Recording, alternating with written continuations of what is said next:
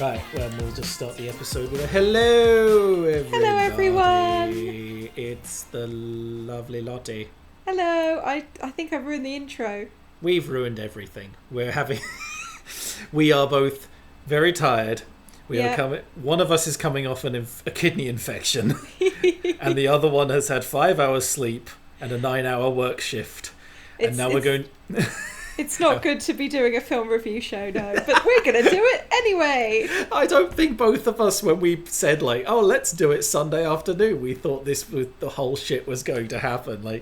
I don't think when we arranged it, you knew you had a kidney infection.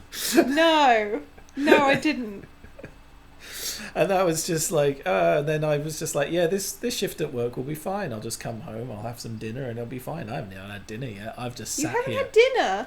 You should have said something you could have eaten before we recorded. That's fine. I've had some Roundtree's randoms. It's okay, all good. Well, after this, you're going to have to make yourself some food. I've got a pizza. Everything's good. Pizza does make everything better. We're going to talk about some very forgettable films, by the way. Because one of them, we forgot we've watched it twice. Yeah, I don't... Red Notice. Red Notice being the first one. Oh my god. Do you have the stats? I have. Look, it's bizarre. IMDb give this a 6.3 out of 10.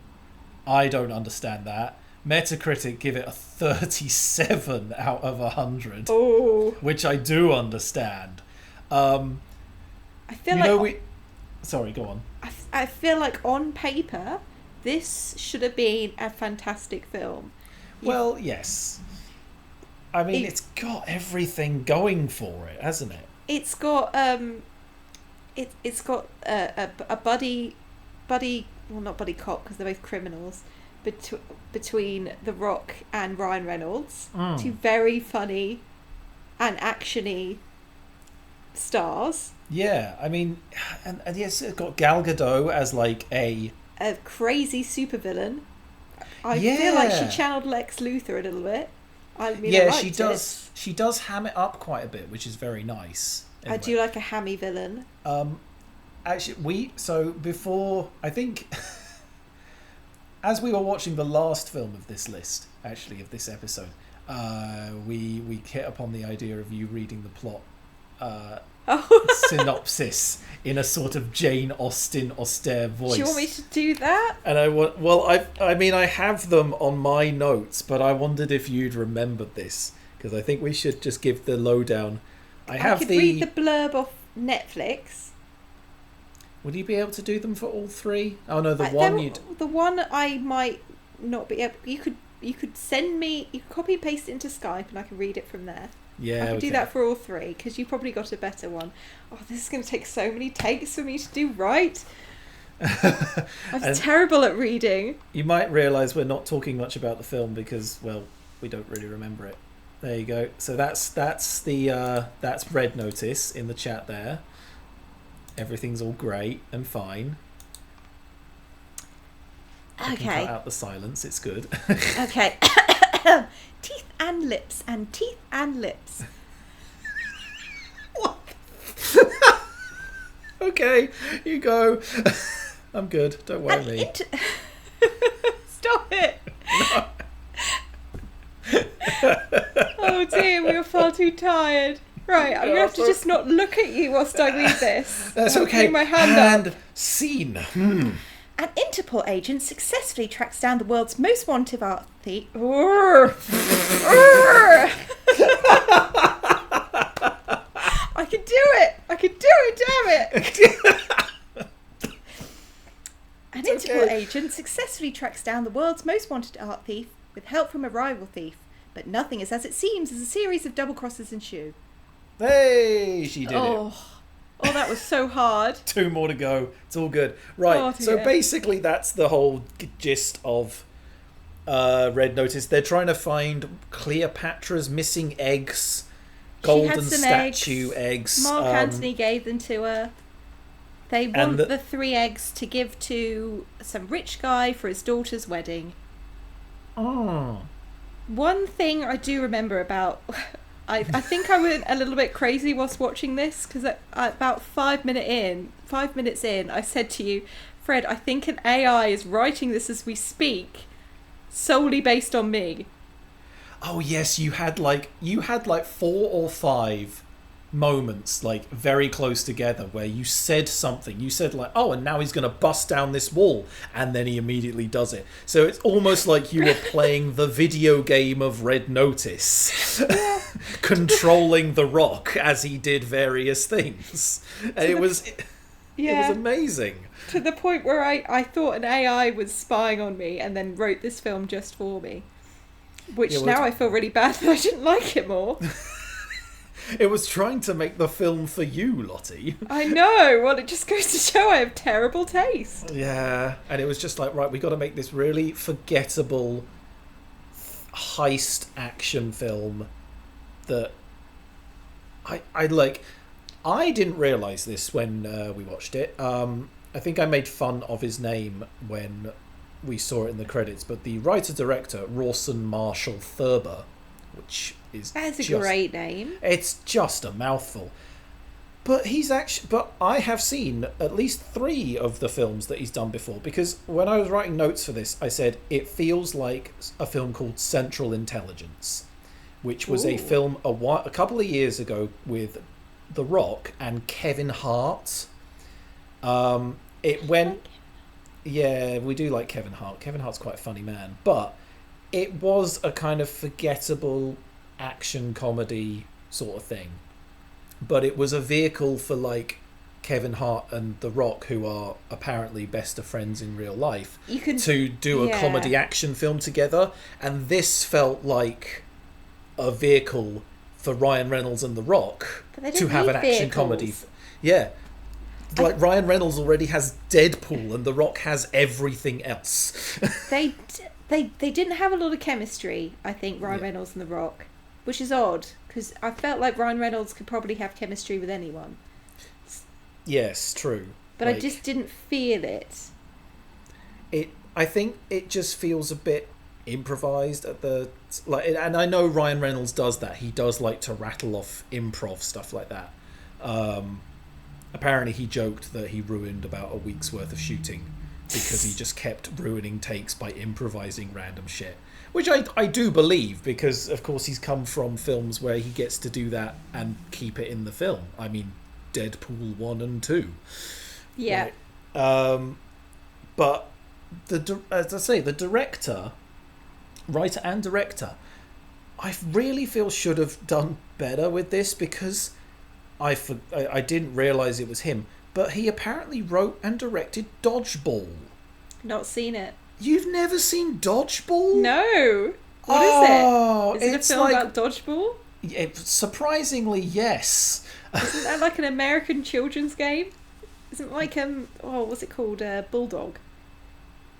Well, no, it's literally Dodgeball. Like, oh my! Again, people who know, and this was massive in like, I want to say early 2000s. I cannot remember exactly when Dodgeball came out, but it is one of those like peak comedy, like the kind of peak time for like Ben Stiller, Vince Vaughn, although Owen Wilson, those kind of like peak comedy films when like they were at their highest. Hutch era. Yeah, it was that sort of era where they were at their highest and doing like their best work. Did I not see it? Yeah, I'm seen surprised. All the other ones. I am very surprised you missed that, actually. It's not quite an action film, otherwise I'd add it onto the list. Well, we can put it on our little side list, I guess. Side list, yeah. Put it on the side list. Yeah, we'll put it on the side. But yeah, this guy wrote that. He wrote Central Intelligence, which was that The Rock and Kevin Hart. I bet you that one was probably better than Red Notice, because Kevin and Hart and The Rock have quite good chemistry. Yes, but it's about the same level of like competency. Like it doesn't have. I don't care about competency, Fred. But at the same time, it doesn't have much to do except be a vehicle for The Rock and Kevin Hart to make a film together. Like in terms of like set pieces and plot and etc. There's not much else holding it together except for the central dynamic between the two. So which. Just a C film then. Central Intelligence would be a C film. And he also, I think we should put this on the list because it is very dumb, did Skyscraper. And we have glanced past it a few times on the list. I haven't watched it yet. Is it on the list? I don't think it's on the list, but I will add it to the list list because it pretty much is a very... Skyscraper sounds like an action film. It is an action film. Definitely an action film. Perfect. I will also bring up probably our favourite part of the film. And I only remembered this after I saw the name of the character. Was Sottovoce, played by one Chris Diamantopoulos, who had the weirdest fucking voice. Had this really... Yeah, really. It was like this stunningly, like, sound like an old British man. Yes, but dressed in the, a short Greek man's body. It was so strange. It was like, very... You belong in a period drama. What are you doing here? And this was like, it was meant to be this sort of like highly dangerous arms dealer / collector of fine... And he looked like it. Yeah. Just didn't sound like it. Yeah. I don't know what direction they wanted to, they gave him, but, that Probably voice just broke the film for me. I was just like, I'm out, he had a good giggle. I liked Gal Gadot in this. I liked how hammy she was. I liked how evil she was. But the ending, I don't... I've got to tell you, the ending, I didn't see it coming. What, this whole twist where the Rock the twist where Rock was in it with Gal Gadot the whole time. I have a feeling that goes back to your AI sort of prediction, where the AI predicts there must be a twist. Does it make sense? Who cares? Write it anyway. That sounds like something. Did I actually say that? Okay. I don't think you did, but it just felt like one of those things that needed to be in the film. We need a twist. I don't think it needed to be that. Yeah. The twist could have been that the eggs, they went and got these eggs and it turns out that those were actually a different Cleopatra's eggs.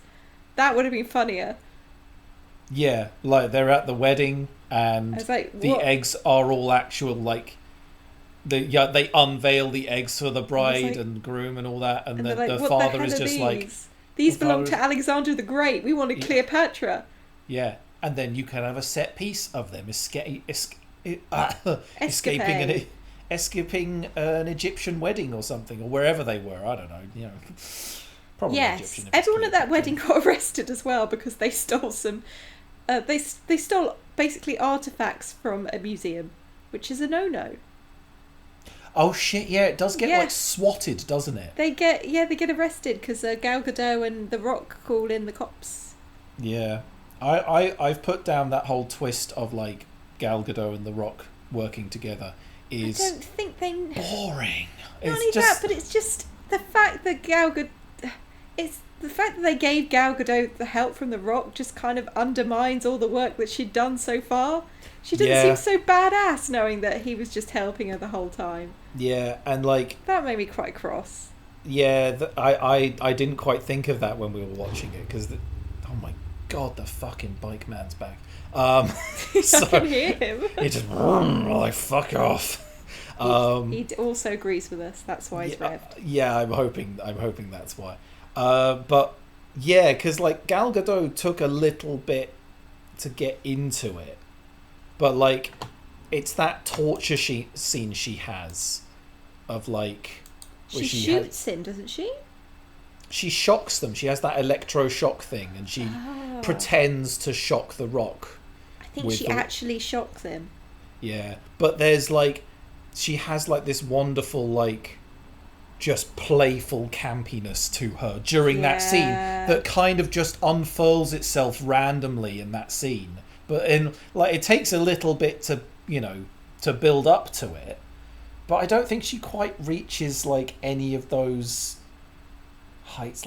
I know she's just had a new action film come out called Heart of Stone, which I'd quite like to watch that. We could watch that as well because I don't know, she could be quite hammy in that. Could be quite fun, but I hope so. I love a hammy actor. Yeah, more films where you get to play a hammy villain, like where traditionally good actors get to play a hammy villain. Yeah. Like, let's not forget John Travolta, okay? Oh, Let's not forget John Travolta. Then you can have a really straight-laced hero, and then they get balanced out by this completely insane villain, and it doesn't. It's great. It's great. I love that dynamic. Oh yeah, it's amazing. Like when it does happen, like again, we the Bonds. like the Bonds have some great ones. True. I mean, I always go back to John Travolta in Face Off and Broken Arrow because he's just fabulously unhinged. Face-Off. I need to watch that again. Face Off is so good. Face Off is like absolute stone cold classic. They both get to play the straight-laced hero and the crazy villain, so they must have both been really happy. Yeah. Did they get paid twice? No, but they were still happy. I would have paid them twice. Great film. Best film ever. Almost. Almost best film ever. No, Almost you're forgetting about the core, Lottie. You can't forget about the core. The core didn't have a villain. I suppose it kind of did. The Earth was the villain. The villain was greed, I think, in that. Yeah. Who knows? You know why we're talking about other films is because this film just wasn't very good. I can't really... That brings it to... I've got to give it a C. I can't give it any higher. There wasn't really any redeeming things. The reason it's not a D is probably because of Gal Gadot. Yeah. It's just not anything special. I mean, I will always like Ryan Reynolds' shtick just simply because his delivery is always funny. And I think The Rock has some good comic timing. I don't think he was allowed to do a lot in this film. I don't know his if character wasn't so much. I don't know if this film just didn't, allow him, if his character didn't allow him to do much with it, but at the same time, like, I don't know, like, he was not as good as he could be, definitely not. But yes, it's a C for me as well, simply because it's just a bit meh. I mean literally, so we're going to go and talk on about The One, but we watched that about, I would say, a solid week apart, yeah. Because I watched Red Notice round yours on a Saturday, and then like a week later you came round here and we watched The One. Yeah, again on a Saturday. Yeah, and by the time we watched The One, we had already forgotten we'd watched Red Notice because we were just like, this is the first film in like the trilogy of whatever we're watching for this episode. I was like, no, I'm sure there's something.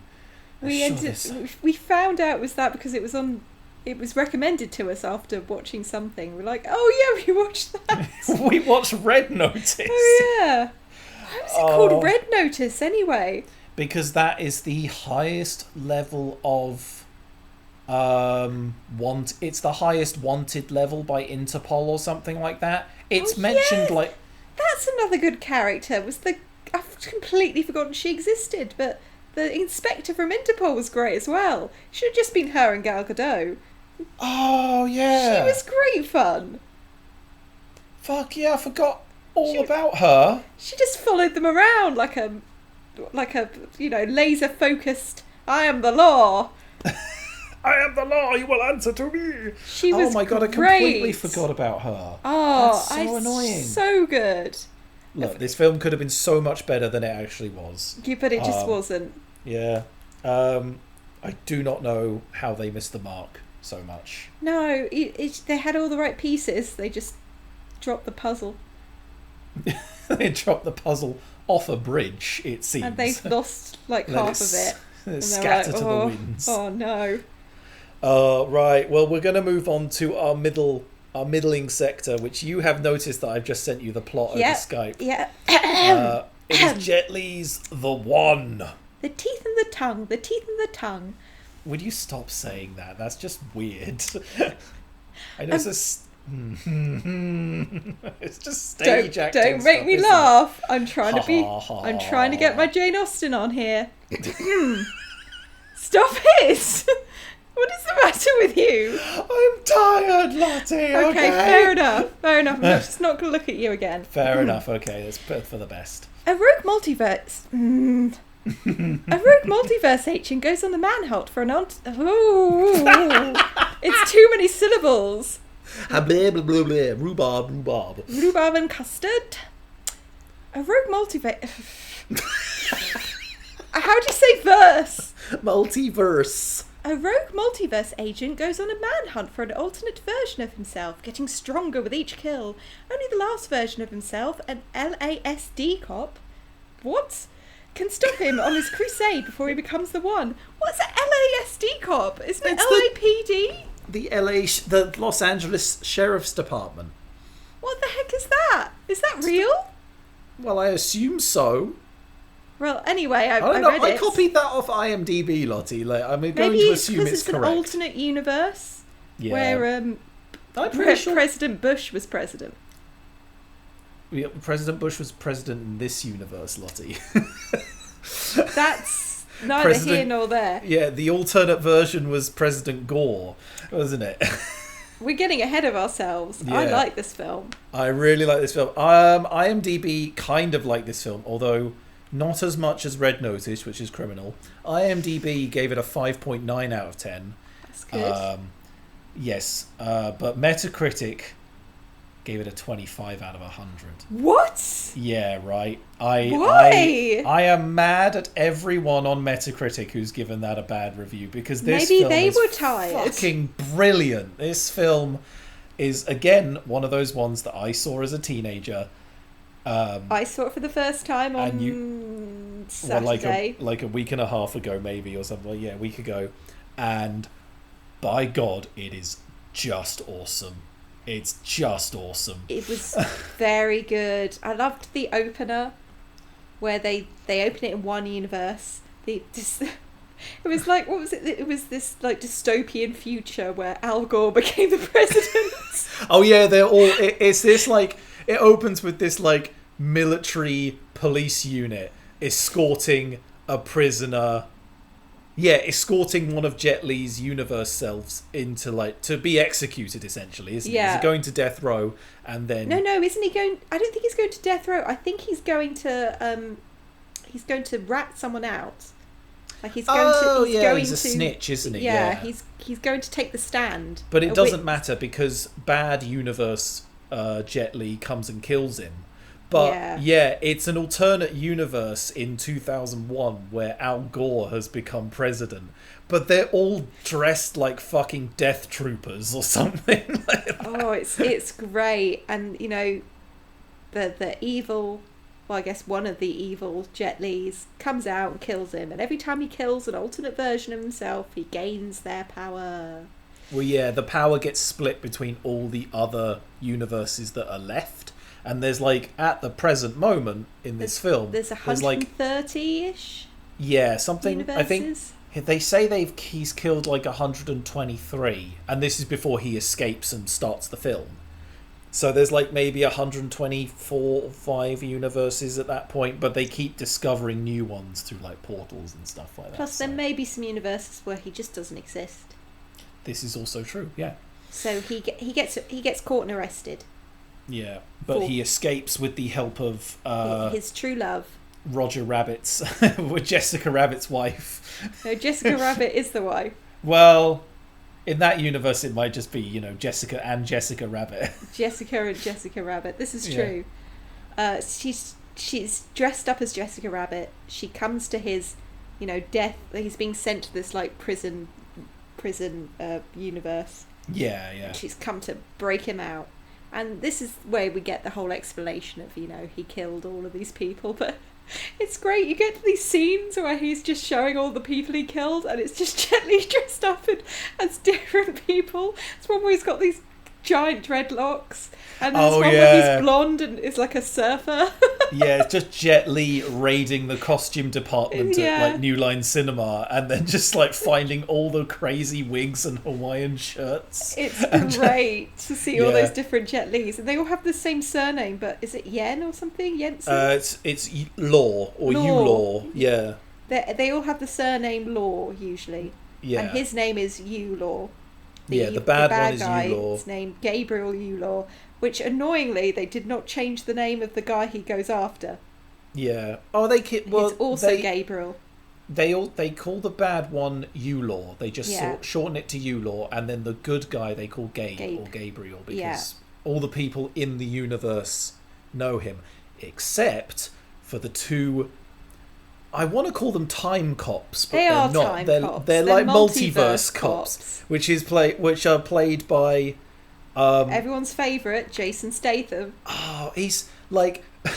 What did you say? I didn't write it down, but I now remember you saying, because of course we've just done the Transporter trilogy. Yes. Which was only like a year or two after this. Oh, yeah. I think I said something like, how did he age so much in 2 years? He looks like a baby right now. Yeah, he's 2 years, but it's 2 years ago, but a lifetime ago. Because he does look so young.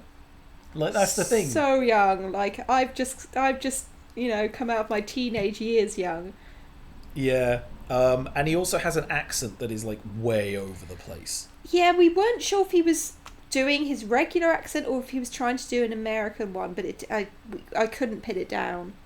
No, I couldn't pin that down either. It was a it might have been a bit of random direction from the director being like, try and do like an American accent, because, or at least try and tone down your Britishness. Yeah, don't be so Guy Ritchie. Yeah, try and enunciate more, I guess, is the only direction he got. Possibly, yeah, but it's him and a guy called Delroy Lindo is the other guy. Oh yeah, who is his kind of mentor throughout everything and wants to do everything by the book and by the process, but process has gotten 123 other people killed, so it's kind of not really working. Yeah, it's not going well. Spoiler alerts, Yulor escapes and he tries to go to the one last universe, the only universe remaining where there is a law left, Gabriel Law. And then we get the exact same opening as before, which I thought was really cool. Yes, you got very confused with that, though. A few different bits, like President Bush is president in this one. Yeah, how dare they? And instead of Gabe being the bad guy, he is one of the cops of the LASD, which I guess is one of the differences in this universe. Instead of a police department, it's a sheriff's department. I mean, they might also have both. I think most counties in America have, like... No, there can only be one! All right, Highlander, calm down. I think most states in... I say counties. Fucking British am I. Counties? Counties. Most states in America probably do have a sheriff's department and a police department, I guess. So he's part of the sheriff's department. And again, he's trying to take this criminal to testify against another criminal. Yeah. And that's why they have all those shields up. They think he's going to be killed. But someone does come to kill him. But it wasn't the bad guy they were trying to kill. It was Gabriel. Yeah. And one note I have about Gabriel, the good Jet Li, is that he has such a lovely life. You were instantly smitten with him. A great job. He has wonderful colleagues and friends who care about him enough to come visit him in the hospital, make sure he's all right. Yeah. He has got the most loving and understanding wife ever. That he does. He has this fantastic life, and evil Yulor just messes it up completely for him, and I can't talk about how or why. So Fred, you carry on. Oh, you're. I could. So I'm looking at you on Skype right now, and it is emotionally all coming back to you. Yeah. So I actually forgot this happened as well, because it kind of took me a bit off guard as we were watching it. So Carla Gugino is the actress, plays TK, his lovely wife, who again. They do a really good job of building up this kind of like idyllic relationship where they're always on the same page. Don't they also have the dog that they met because of? Yeah, they met because she's a vet, and he found a dog that was hit by a car, and he took it to her. Yeah, but clinic. Don't they also have the dog? And they keep the dog. Yeah, they kept the dog. Oh, and my essentially, heart. because Yulor is like so adept at finding his alternate version self, he manages to sneak into the house and like essentially take his wife hostage. His wife to give the writers credit, is a very well written character. Like, she is very smart. She's very, like, she's not this sort of, like, two-dimensional token female character in a Hollywood film. She's very adept and, like, you know, she's like, my first priority is Gabriel. I need to protect him before he'll come first, before our friends who think they know what's best for him. Exactly, yeah. But it does wind up with Yulor breaking into the house, or sneaking in, taking TK, who's the character's name, hostage, and just gunning her down in the back, and in front of Gabriel. At that point, I had to leave the room. I got so upset. Yeah, I think we paused it at that point, like, because there's a brief, like, chase scene as I wasn't paying Yulor gets away, and, like, because it's, of course, after that point that one of the time cops has been killed as well. Like, Yulor is just, like, insanely strong and, like, absolutely ripping his way through this universe, and goes and just goes straight up and kills his wife. And you could not, I'm looking at your face now, and you are not happy with this at all. You are. Why would they do that? Yeah. Why? He has nothing left to live for now. How can there be a happy ending? One of my bullet points for this, I think I wrote 5 bullet points. Oh, I wrote 6 for Need for Speed, but anyway. I wrote 5 bullet points for each film, and one of them is TK getting killed has affected Lottie in such a bad way. I couldn't see, you know, in an action film, it's kind of like a curve. Things start out well. They go horrible, rock bottom is hit.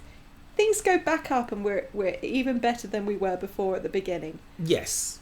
He can never have a happy life again, because his one true love is killed in front of him by an alternate version of himself, whom everyone in that universe thinks he did it. Yeah. So even if he kills Yulor and gets his revenge, he's going to spend the rest of his life in prison mourning his wife, whom he has been arrested for killing. Yeah. I was just like, there's no way coming back from that. I had to leave. I got some water. I said, Fred, I think you're going to cry. And you were laughing at me at this point. I was, and I'm still and I was like, don't look at me, I can't. I mean, yeah, I was slightly slightly heartless for it, I must admit, but, like, I mean, I was affected. So why would they do that? Because it's but he's in love with her too, or at least her alternate version of her. Why on earth would he kill her? Because he knows it's not her. But it is. It's not her. You're right. It's not her. It's not her, and I can't even. I'm so upset still. Yeah. I mean, look, to move away from the tragedy of TK's death, which we will never get over and will go down as the saddest moment in all of these films that we'll ever. I think if we were to do, like, top 5, like, saddest moments in, it would like, just all be the that film, in all 5 spots. 5 spots of TK.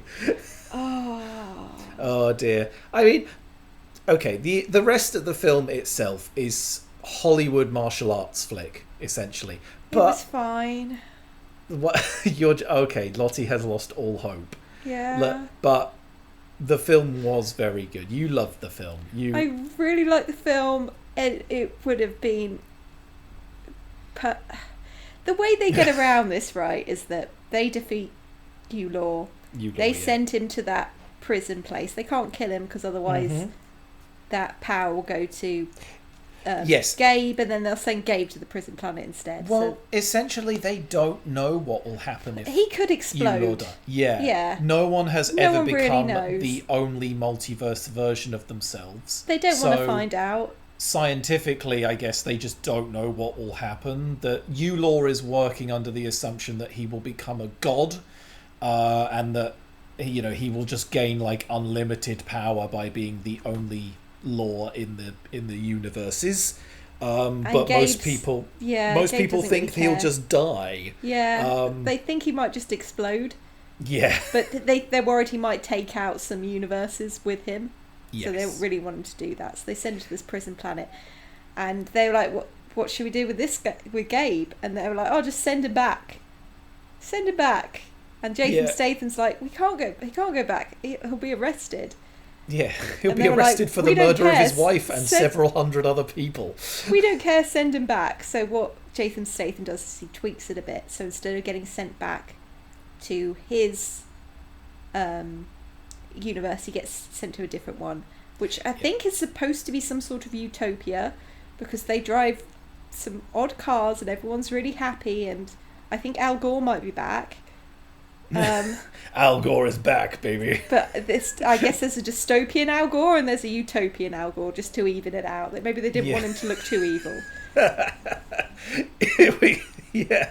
I mean, it is one of those things, they all drive like very, it's all like kind of whitewashed, sandy LA. Yeah, everything's very clean. Everyone's very happy. Everyone's wearing pastels, and all the cars are bright reds and yellows and blue, like very bright colours. And he almost gets hit by a car, but instead of him getting hit by a car, a dog does. Yeah, and he takes the dog, runs into a nearby vet, and who should be stood there but this universe's Carla Gugino. And I can't think of that as a happy ending, because that will never be his TK. His TK is dead, and this is a constant reminder of her every single day, who will never be the same. Yeah. Oh. He also has to learn how to live in a different universe with different rules and he's got no systems. papers. Yeah. I'm not sure how. I don't know if that will really matter in this utopia they've created. Yeah. Maybe he could just pretend he had amnesia. That seems to work. Yeah, just fake a whole amnesiac storyline. I mean, I was hit by a car, I don't remember anything, help me. A few other things I've noted about the film is that it has a wonderfully cheesy early 2000s metal soundtrack that pops up at the sort of like the final fight. Really got me, kind of had me laughing, because they have this final showdown between both the Jet Lis, and it's really cool. There's a really good fight on a high bridge, and then there's just a really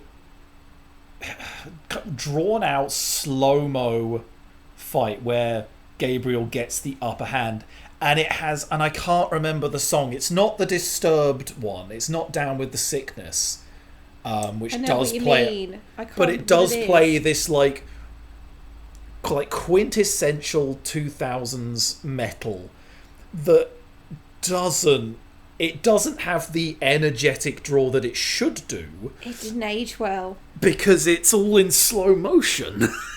Yeah. Yeah. I mean, in turns like that, and in terms of the wobbly CGI with some of the special effects they use, I don't know what you mean. Perfect. You absolutely know. The motorbikes that he wields like fucking baseball bats. Oh, that was great.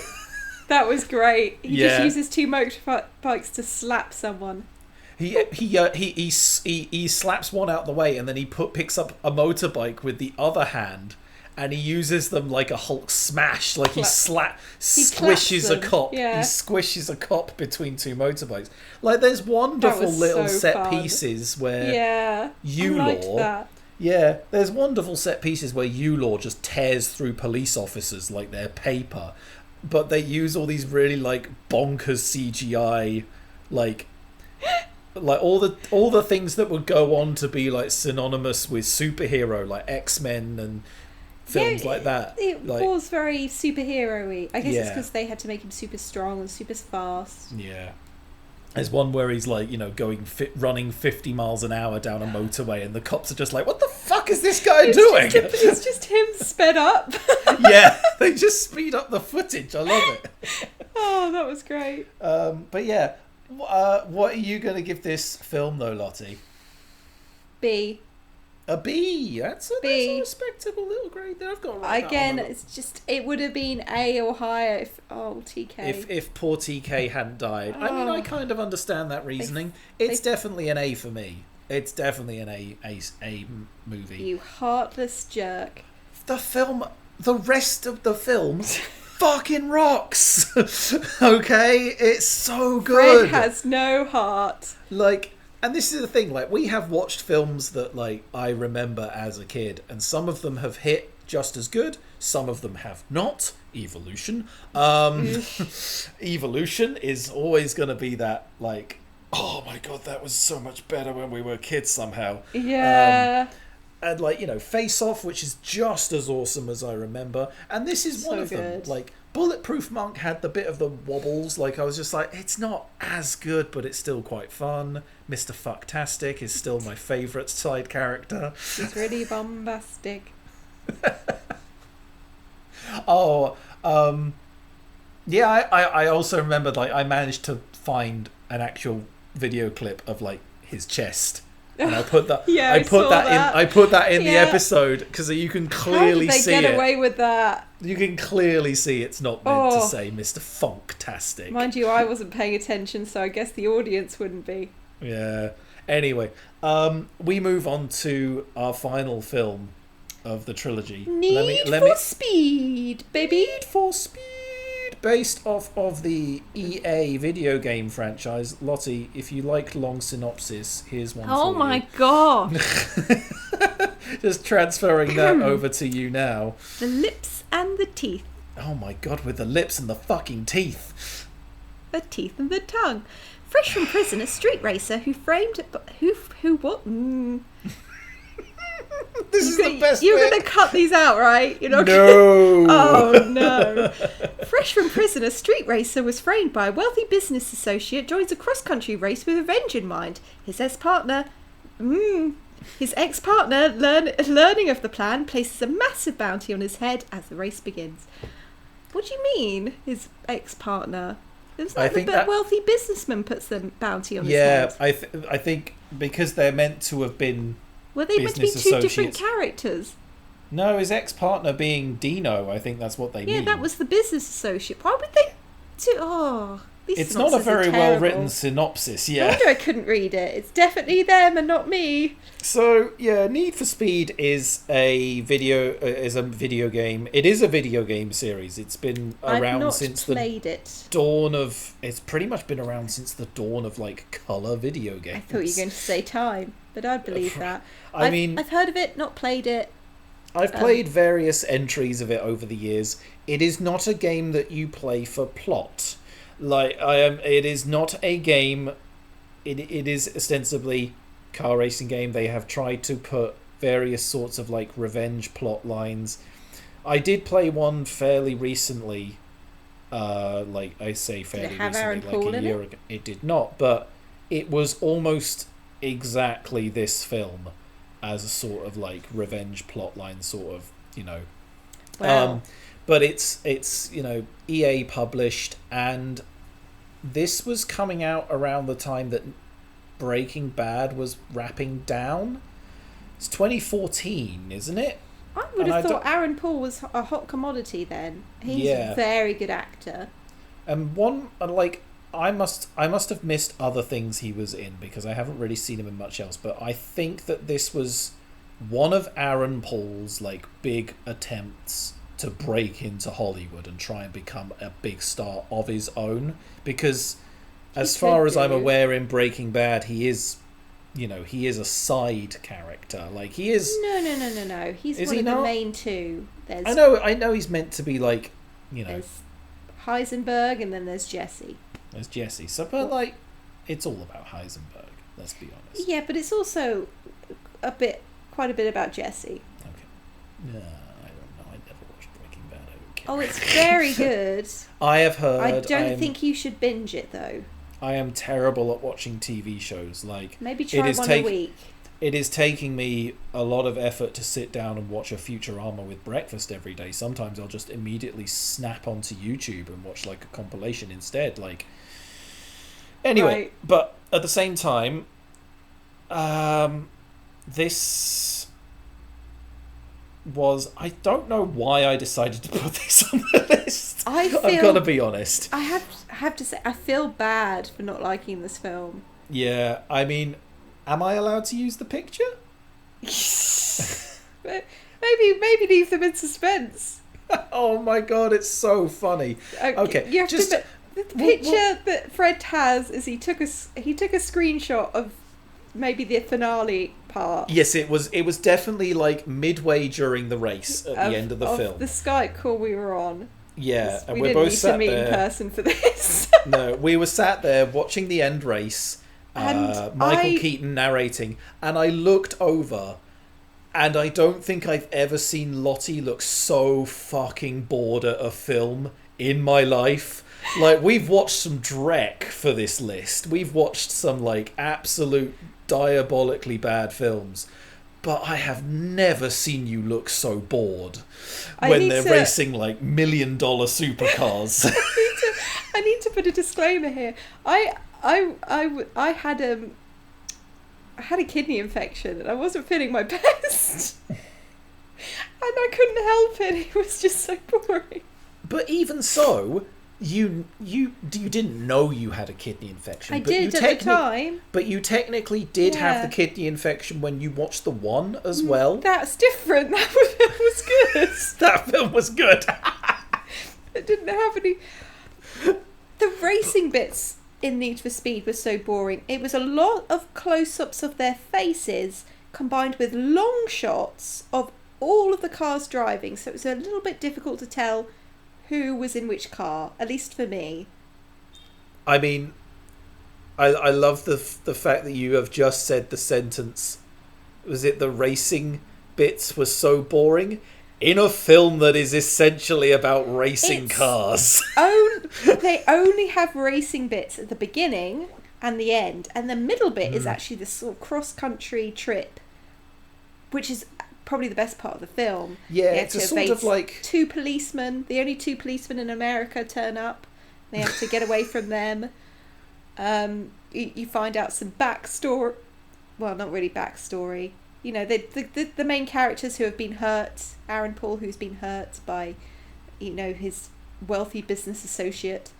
Dino Brewster or whatever the fuck his name is, I don't know. His ex-girlfriend ran off with him, and then he got framed for murder by him, or not murder, probably manslaughter. Yeah. And, you know, he's been keeping this all inside for 2 years whilst he's in prison, and now he needs to talk to, what's her name? Poots. Imogen Poots. Yeah. Who does her best despite having that name. But, like, I don't know. So... I haven't even done the IMDb thing. The IMDb says 6.4 out of 10, which Metacritic are slightly better to it with 39 out of 100, which is a bit high. But it is a bit high. It's higher than The One. I think that's even higher than Red Notice. Oh dear. That's 2 points higher than Red. This is the highest rated film. Oh, I don't know. I think it's probably on par with Red Notice. This is the highest rated film this week on both IMDb and Metacritic. I mean, that's do not only understand. saying bad things about The One, which was a great film. Yeah, but exactly. Our favourite film this week is definitely The One. There was a road trip. There was a scene where Rami Malek quits his job and then strips naked in an office building for some reason. I wasn't bored by that part, although very confused. Yeah, we was like, why are we watching this? Why are we watching Rami Malek? I was like, okay, he's taking off his blazer. Why is he taking off his shoes? Why is he taking off his shirt? Oh no, there goes his trousers. Please keep on the underwear. Oh. The only thing I'll say is he kept on his socks, which is probably good because those office building carpets are probably really gross. They're probably grimy as fuck, yeah. So he keeps his socks on, and then on the way out he kisses this girl. I'm like, I don't think she wants to be kissed, but... You going for it anyway? Is he? I don't even. Like that bit is confusing. And again, like it's just like, oh, it's the comedy beat of, oh yeah, he quits his job because he quits his job to go and help them.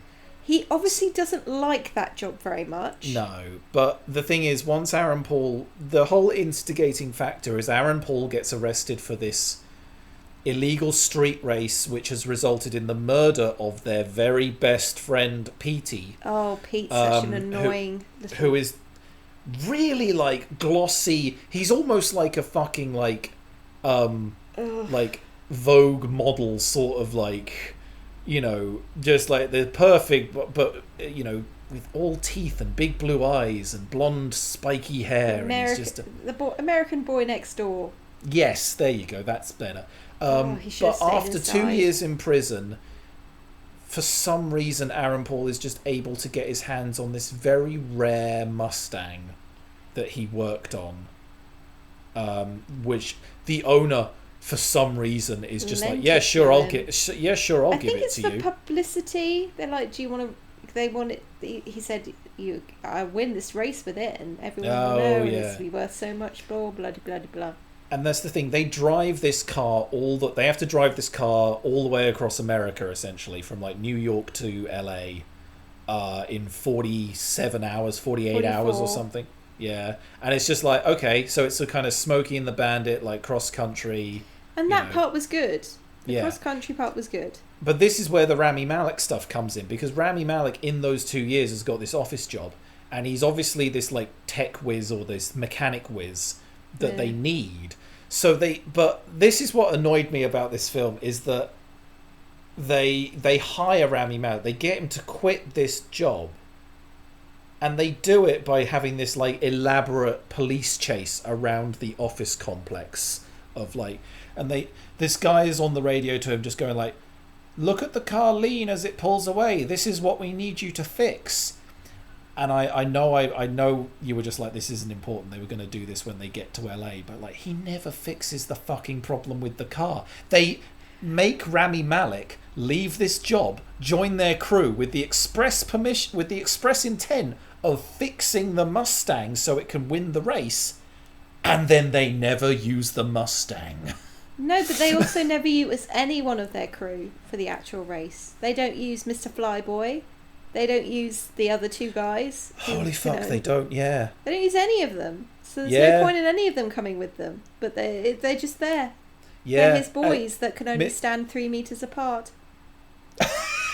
I remember that. Yeah, you got really confused. And, like, it was confusing because talking about, like, lack of chemistry from, like, earlier on in Red Notice, where, like, The Rock and Ryan Reynolds, these guys had no fucking chemistry, to the fact where they looked visibly uncomfortable to be with each other on set. Like, they could not stand to get close to each other. There was they'd always seat, if they sat down, there'd always be one, empty seat between them. Yeah. They wouldn't look each other in the eye.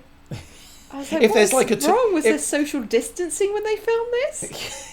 If it's like a 2-seater sofa, one would be on a seat and one would be on the opposite arm of the sofa. Like, you can't sit that close to each other because, I don't know, it's viewed as... I don't know what it's viewed as, but it was obviously a bad thing. Weird. It was weird. It was so weird. And, like, once you pointed it out, I couldn't not see it. As I didn't really notice it. Why are these good friends, like, don't seem to like each other very much?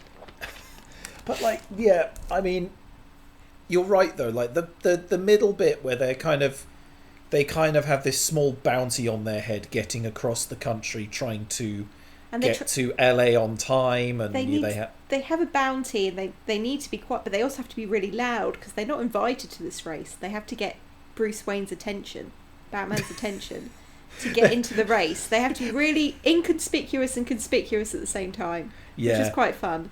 Yeah, and it leads to some various like. Actually, no. One of the more annoying parts of that is that desert duel they have, where Dino puts like a with a hut. What was it?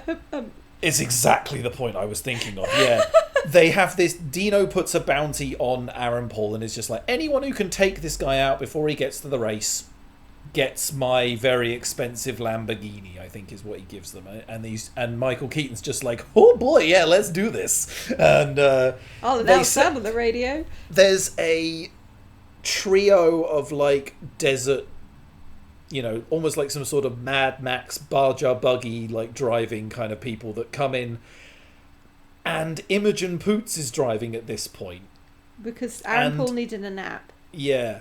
But they're kind of going head on with these two cars, one of which is a decked out Humvee.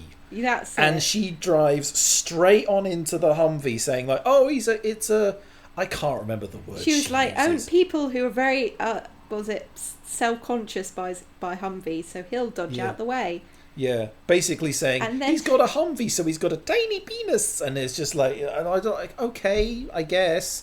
And instead of braking and like going off to the side of the road, the Humvee like drives at like 80 miles an hour straight into a canyon cliff face And blows like, up. and yeah, pretty much just He like dead. kind of just like crumples the entire front of the Humvee, and you're It like, was fun to watch, but I'm like, that was not a very good decision to make. yeah, it would have been safer to drive into the Mustang. It would have been safer to go on a head-on collision with the Mustang at that point, because the car like flips 180 and just like lands on its roof, and you're like, what the fuck have you done?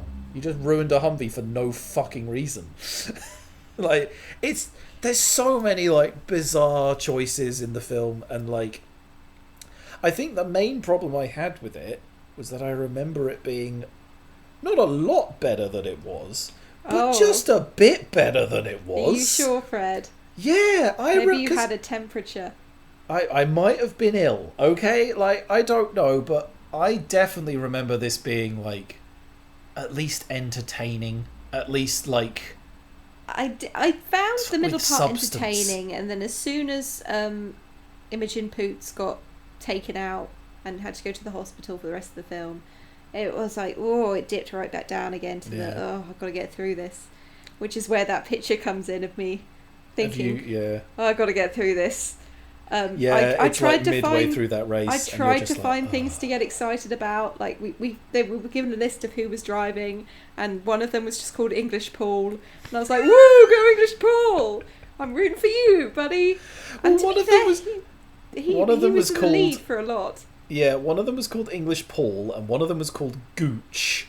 And you made the classic slip up at one point where you just go, so we got Aaron Paul, we got Dino, we got English Gooch, we got like, wait, what, no? And then and I was just like, that's something completely different, Lottie, we can't. I was very, I was ill. I wasn't in my right mind. No, But you were not. even that, once that race started, oof. Yeah, that was a rough old finale. That was... And then it ends with Aaron Paul winning the race. If he wins the race, he gets to keep all the cars. Every other car got destroyed during the race, Yeah. including the one he was in. So he got nothing. And then he had to go back to prison for 1, breaking his parole, and 2, for being in an illegal street race again. Yeah. And then he went back to prison. And then I was like, well, okay. Okay, I guess that's what we're doing then. I'm not gonna try and guess what rating you're gonna give this film, but I'm gonna, I've got a good idea, but why don't you tell me just in case? I can't decide whether it should be a D or a C. Oh, how are you indecisive? I mean... Because the middle bit, if we just cut out the beginning and the end, then I feel like the middle bit was long enough to be its own film. Yeah. I do. I must admit, I think when we started watching it, and we were like not even at the bit where Petey died to instigate the main plot, I was just like, I was like, I forgot. I think I actually apologized to you and was just like, I did not realise it took this long to get going. Like, And I was like, this isn't the main thing, and you were like, no, not even close. No, the main plot point has not even happened. But the actors were so good. I mean, Aaron Paul was so... when he found Pete dead, he was so torn up. Yeah. But even I couldn't care about it. Yeah. And I felt bad because he was giving it his all, and I feel like all of the actors were really giving it their all, but it just could not save this film. So I'm going to have to give them a C for effort, I think. Oh, you're just giving the film a C for effort alone. For effort alone, just for the actors. Yeah. Not for anything else. No, not for me. It's straight for D. D. I've gone down to D for that one because, oh my god, like...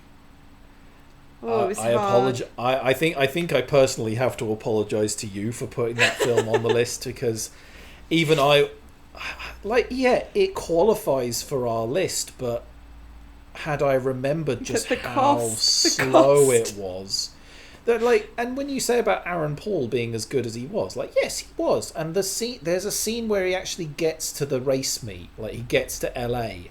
And he encounters Dino in a bar. Classy bar. Yeah, which is where he's meant to be, but he just absolutely comes across. And there's just that one. There's like it's an unbroken shot of like them actually like confronting each other for the first time since jail.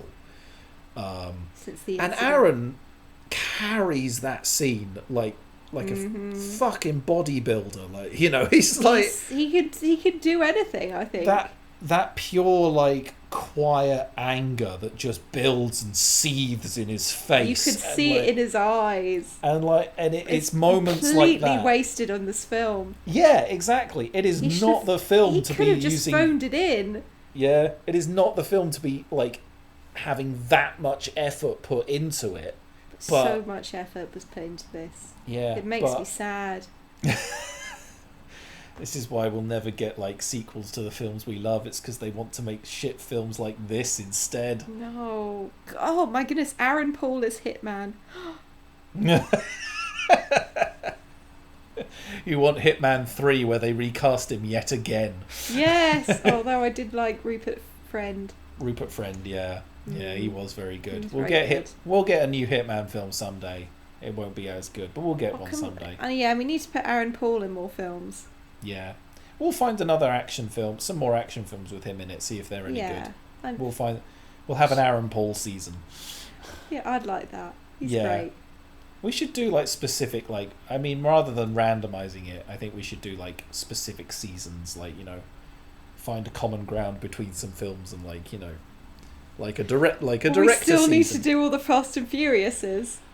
Yeah. I think maybe we should split them up. Maybe do them every third film should be Fast and Furious.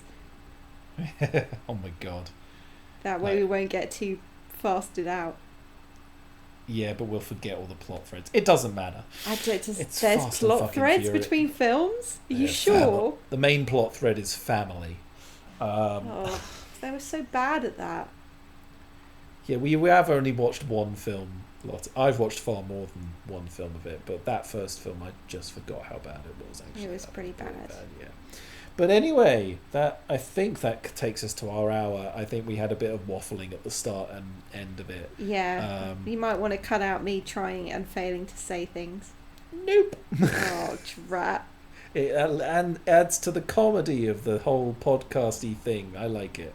Teeth and the tongue. The teeth and the tongue, for some reason. Like, where does that come from? I don't know. I heard someone say it.